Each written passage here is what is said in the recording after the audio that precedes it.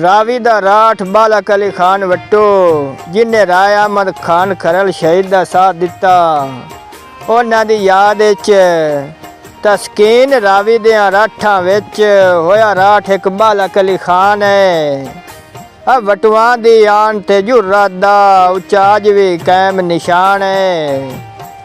ਤੇ ਸੰਗਾ ਛੱਡਿਆ ਨਾ ਉਸ ਖਰਲਾਂ ਦਾ, ਗਲ ਲਾਇਆ ਏ ਹਰ ਨੁਕਸਾਨ ਹੈ। ਓਏ ਦੇ ਅਸਲ ਤੇ ਨਸਲੀ ਸੁਰਮੇ ਤੇ ਹੈ ਅੱਜ ਵੀ ਰਾਵੀ ਨੂੰ ਮਾਣ ਹੈ।